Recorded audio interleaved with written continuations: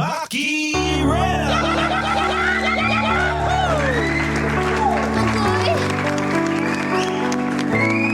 Maki Alam! Maki Alam!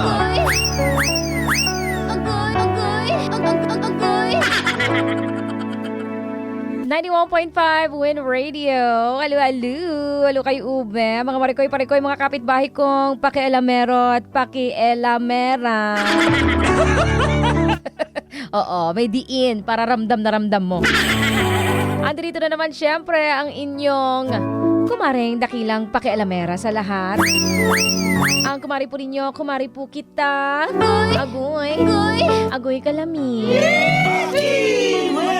Maki Rena, that's me. Opo, dad. Live na live nationwide, worldwide, and uniwide. Para damayan na naman ang isang kapitbahay nating may pinagdaraanan sa buhay. Ating papakialaman kasama ng ating mga kapitbahay na pakialamero at pakialamera. Kaya naman mga kapitbahay, attack! Atake! Pakialam na sa ating comment section na nakapost sa ating Facebook page, 91.5 Win Radio Manila Facebook page. Nandiyan po ang ating storyang dadamayan ngayon at papakialaman.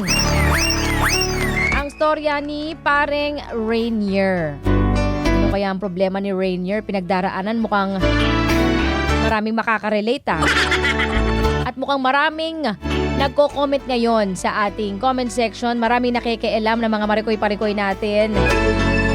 Relate much? #danas. Charing gola. Kung gusto nyo makialam comment lang kayo dyan sa ating comment section. At pakinggan na natin ang storya ni Rainier.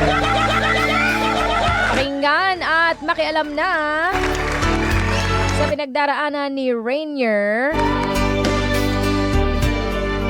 ng Pasig City.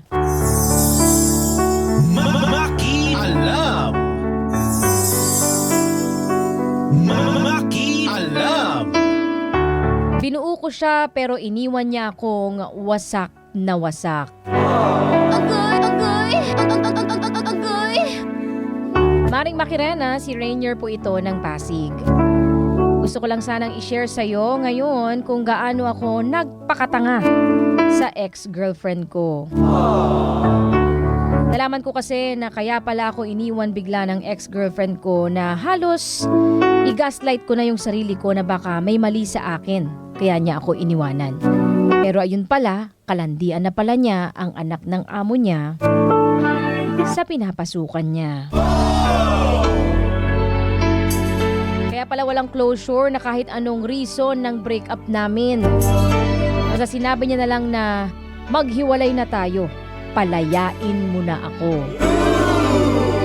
Ayan ang sinabi niya sa akin nang huli kaming magkita.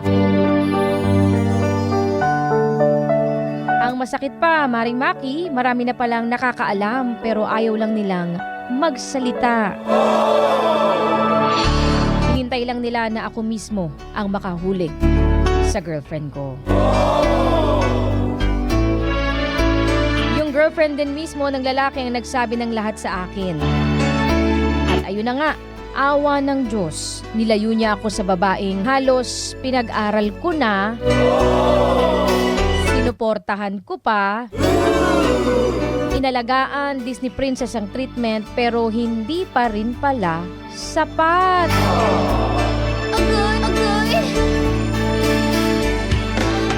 Ang sakit lang, Maring Maki, kasi binuo ko yung ibang tao. Pero ako naman, iniwan ako na wasak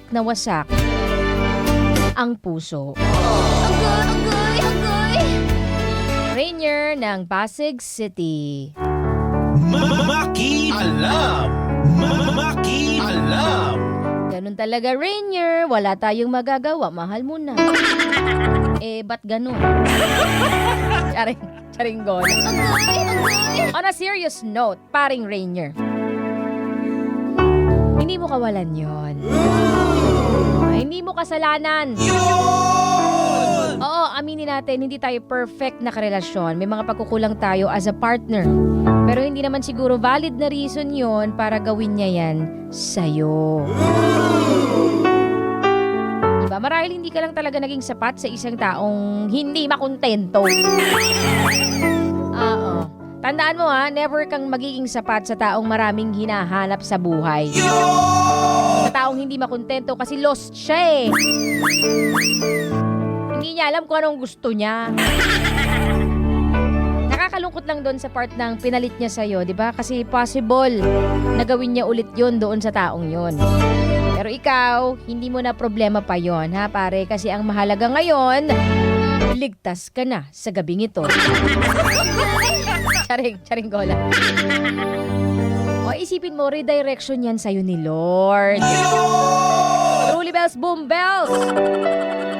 Redirection yan sa'yo. At the same time, protection na rin kasi nilayo ka sa taong hindi na makakatulong pa sa'yo.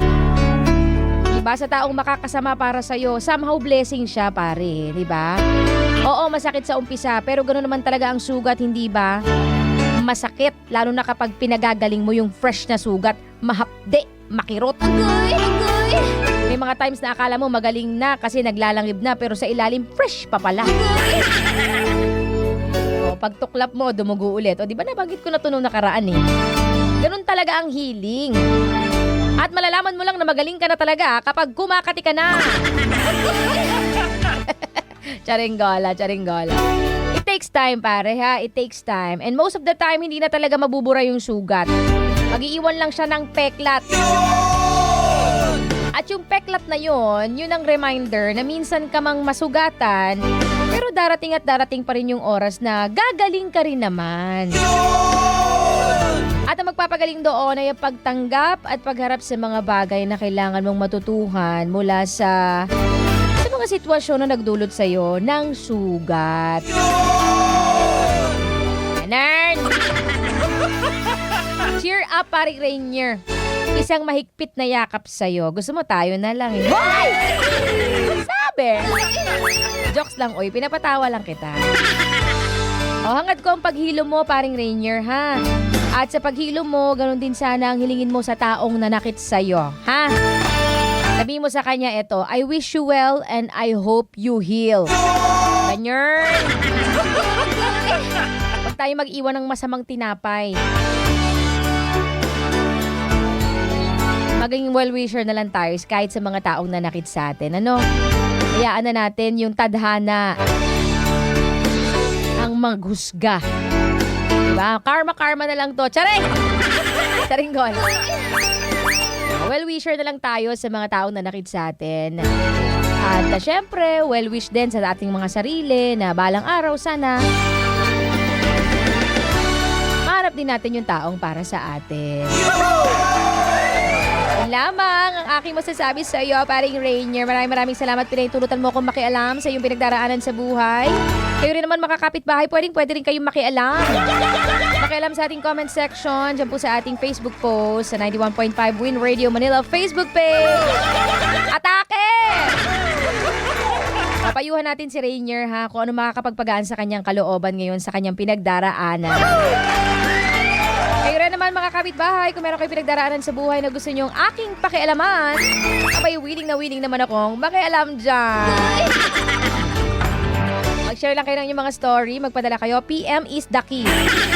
DJ Makirena on Facebook. That's DJ Makirena. Mag-follow lang kayo at mag-message kayo sa akin ng inyong mga stories or sa ating email, djmakirena@gmail.com.